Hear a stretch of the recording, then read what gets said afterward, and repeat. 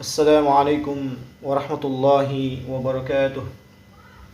Innal hamdalillah nahmaduhu wa nasta'inuhu wa nastaghfiruh wa na'udzu billahi min sururi anfusina wa min sayyiati a'malina. Man yahdihillahu fala mudilla lahu wa man yudlilhu fala hadiya lahu. Ashhadu an la ilaha illallah wahdahu la syarika lahu wa ashhadu anna Muhammadan abduhu wa rasuluh, amma ba'd. Baik, rekan-rekan sekalian, kita akan mulai pembahasan lanjutan mengenai kaifiyatu qiraatil kutub, yaitu bagaimana caranya membaca kitab duna syakal, tanpa syakal, tanpa harokat. Ya, pada pertemuan yang lalu kita sudah membahas rumus-rumus, mulai dari rumus yang pertama yaitu rumus mana, artinya ma'rifat bertemu dengan nakirah. Ya, sebagaimana yang kita ketahui, ketika ma'rifat bertemu dengan nakirah, maka nakirahnya wajib rofa. Perubahan apapun yang dialami oleh ma'rifat maka tidak akan berpengaruh kepada nakirahnya. Nakirah akan senantiasa rofa. Tanda rofanya adalah dhammah, ya, tentu saja pada isim mufrad, ya. Kemudian rumus yang kedua, kita juga telah membahas tentang rumus nama. Nama artinya nakirah bertemu dengan ma'rifat. Ya. Pada rumus ini ma'rifatnya tetap tidak mengalami perubahan, yaitu harus jar. Perubahan apapun yang dialami oleh nakirah, ya, maka ma'rifatnya tetap jar, tidak mengalami perubahan. Ya. Itu yang kedua. Kemudian yang ketiga, rumus mama. Rumus mama artinya ma'rifat bertemu dengan ma'rifah. Ya, isim ma'rifat bertemu dengan isim ma'rifah. Maka ma'rifah yang kedua harus mengikuti ma'rifah yang pertama. Ya. Perubahan apapun yang dialami oleh ma'rifat yang pertama, maka akan senantiasa diikuti oleh ma'rifat yang kedua. Ya, dalam hal syakal tentu saja. Ya. Baik, itu rumus ketiga. Kemudian rumus yang keempat, rumus nana. Ya, nakirah bertemu dengan nakirah. Ya, nakirah biasa bertemu dengan nakirah biasa. Ya. Nakirah kedua dia harus jar. Ya, harus jar. Perubahan apapun yang dialami oleh nakirah yang pertama, maka akan senantiasa diikuti oleh nakirah yang kedua. Ya, itu rumus yang keempat. Baik, pada kesempatan ini saya akan melanjutkan dengan membahas rumus yang kelima, yaitu rumus nakirah bertemu dengan nakirah sifat. Ya, atau disebut dengan nanas. Ya, ternyata nakirah itu terbagi menjadi dua. Ya, nakirah itu terbagi menjadi dua. Ya, ada nakirah tam, ada nakirah naqisah. Ya, nakirah tam atau nakirah biasa, ya, itu definisinya adalah hiya allati yakunu ma'naha sya'i'an biduni taqyidin. Ya, yani nakirah yang maknanya luas tapi biduni taqyidin, tanpa ada batasan. Ya. Ya, tanpa ada batasan. Itu nakirah biasa. Misalkan rajulun, kata rajulun itu nakirah biasa. Ya. Jadi tanpa ada batasan. Ya, lelaki yang mana? Ini tidak ada ketentuannya, tidak ada pembatasannya. Nah, kemudian yang kedua, ada nakirah naqisah. Nakirah naqisah adalah hiya allati yakunu ma'naha sya'i'an lakinnaha bitaqyidin. Ya, yaitu nakirah yang mempunyai makna luas akan tetapi ada pembatasan. Ya, contohnya adalah adilun atau salihun. Ya, jadi orang yang salih. Ya, kalau rajulun seorang laki-laki, kita tidak tahu laki-laki yang mana. Ya, tidak ada pembatasan. Ya, kalau dikatakan salihun, artinya yang salih, oh berarti hanya sebatas lelaki yang salih saja. Nah, itu. Jadi naqisah itu ada pembatasan atau nakirah sifat dalam hal ini. Ya. Baik, sebelum saya lanjut, maka saya akan bahas terlebih dahulu tentang ciri-ciri nakirah sifat, ya, ciri-ciri sifat, isim sifat. Yang pertama adalah ya, ciri-ciri sifat. Yang pertama adalah diawali dengan huruf mim.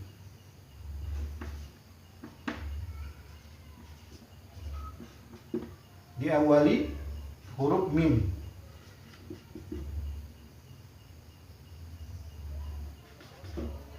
Yang bermakna isim fa'il tentu saja ya, pelaku ya.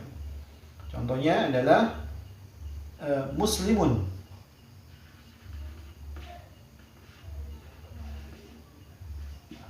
Muslimun. Kemudian mu'minun.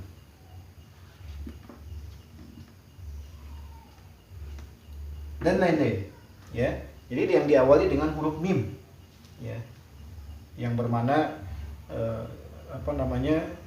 pelaku tentu saja. Kemudian yang berikutnya diawali dengan hamzah. Diawali dengan hamzah yang bermakna warna. Yang bermakna warna. Contohnya adalah asfaru misalkan, yang artinya kuning, atau ahmaru yang artinya merah. Ini hamzah ya, jadi ada hamzahnya ya. Itu yang pertama. Kemudian yang kedua, ciri yang kedua adalah huruf keduanya alif. Huruf keduanya alif. Contohnya adalah salihun. Ya, salihun huruf keduanya alif, maka dia dikatakan sebagai sifat. Ya, artinya yang salih. Yang salih. Nah, biasanya terjemahan dari sifat ini biasanya kalau dalam bahasa Indonesia itu mengandung makna yang. Muslimun misalkan, yang beragama Islam. Mukminun, yang beriman. Gitu. Asfaru yang berwarna kuning, ahmaru yang berwarna merah. Salihun yang salih. Adilun yang adil. Gitu. Seperti itu. Kemudian ciri yang ketiga adalah huruf ketiganya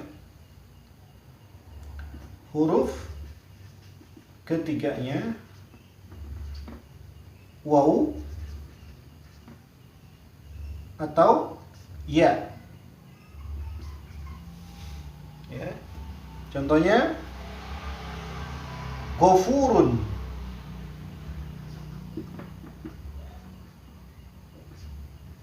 Yang maha pengampun, ini sifat bagi Allah.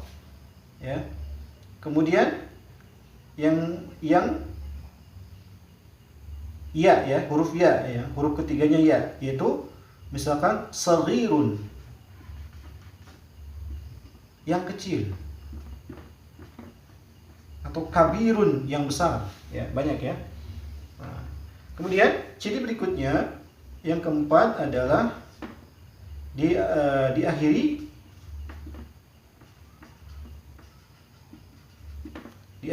ya atau yata.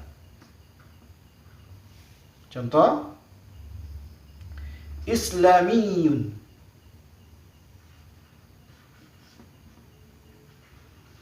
Islamiyun ya, atau islamiyah.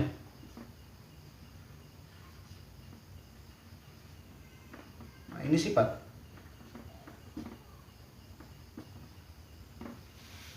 Ya, jadi nakirah sifat Yang pertama diawali dengan huruf mim, ya, muslimun, mukminun, dan lain-lain. Kemudian yang berikutnya diawali dengan hamzah yang bermakna warna, asfaru, ahmaru. Kemudian yang kedua, huruf keduanya alif. Contohnya salihun, adilun. Dan yang ketiga, huruf ketiganya adalah waw atau ya, ghafurun, saghirun. Yang keempat diakhiri ya atau yata, islamiyun atau islamiyatun. Ya, baik. Sekarang kita beralih ke rumus, ya. Sekarang kita beralih ke rumus. Rumus yang kelima yaitu rumus nakirah biasa bertemu dengan nakirah sifat. Ya. Jadi, maka nakirah biasa dia akan senantiasa mengikuti nakirah biasa. Ya. Itu kaidahnya. Ya, sebagaimana disebutkan dalam kitab Alfiyah Ibnu Malik, wal yu'ta fit ta'rifi wat tankiri wal yu'ta fit ta'rifi wat tankiri ma lima tala kamrur biqaumin quruma. Ya. Jadi sifat ini harus mengikuti yang sebelumnya, ya, yang disifatinya. Itu. Jadi kalau misalkan nakirahnya biasa ini dia dhammah, maka nakirah sifatnya harus dhammah juga. Ya, tidak boleh nakirah biasa, nakirah yang pertama dia dhammah, kemudian nakirah sifatnya dia kasrah atau fathah, tidak boleh. Ya, jadi harus berbanding lurus, harus sama. Itu. Maka di sini sama. Artinya apa? Di sini ada tanda tanya. Ketika nakirah biasa ini kemasukan amil, maka misalkan amil nasab, maka akan berubah menjadi fathah. Maka nakirah biasa, nakirah sifatnya harus fathah juga. Ya. Saya contohkan di sini nakirah biasa rajulun, nakirah sifatnya adilun. Adilun dikatakan nakirah sifat karena tadi huruf keduanya mengandung alif. Ya, maka dia dikatakan sebagai nakirah sifat. Ya. Baik, misalkan kita gabung menjadi rajulun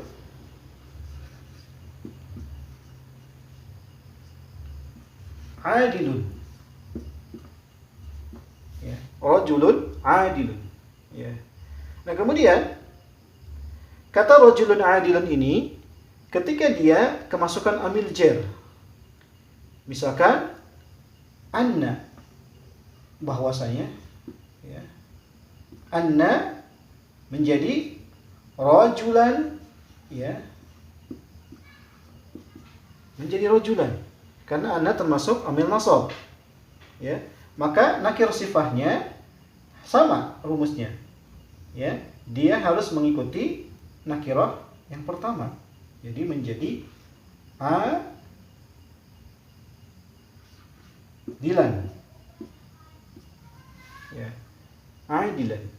Jadi perubahan apapun yang dialami oleh nakirah yang pertama, maka akan senantiasa diikuti oleh nakirah sifatnya ini, nakirah yang kedua. Ya. Ya, dalam hal syakal tentu saja. Ya, jadi nggak boleh dikatakan anna rajulan adilun, nggak boleh. Atau anna rajulan adilin, nggak boleh. Mesti anna rajulan adilan. Ya, sama-sama fathah. Ya, begitu pula ketika kemasukan amil jar, misalkan an, maka kata rajulun menjadi rajulin karena an termasuk jar, huruf jar. An rajulin, maka di sini adilin. Ya. Jadi nggak boleh an rajulin adilun, nggak boleh. Atau an rajulin adilan, nggak boleh. Jadi mesti berbanding lurus. Ya, sekali lagi saya katakan, dalam rumus 5 ini, rumus nanas ini, perubahan apapun yang dialami oleh nakirah biasa, maka akan senantiasa diikuti oleh nakirah sifat, ya. Akan senantiasa diikuti oleh nakirah sifat. Jadi kalau rekan-rekan sekalian sudah memahami rumus-rumus yang saya sampaikan ini, maka kendati pun mendapatkan bacaan, tulisan tanpa syakal, maka akan faham, ya, akan bisa memahaminya, akan bisa membacanya, ya. Misalkan ada tulisan seperti ini, kitabun jadidun misal, atau kitabun saghirun. Ya. Ini tanpa syakal misalkan, maka kita akan bisa membacanya. Oh, ini kitabun saghirun. Atau misalkan ada tulisan min, ada tulisan seperti ini.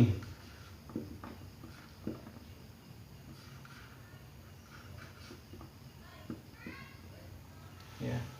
Meskipun tanpa syakal, maka kalau Anda sudah paham rumusnya, maka Anda akan bisa membaca bacaan ini dengan bacaan dengan syakal yang tepat.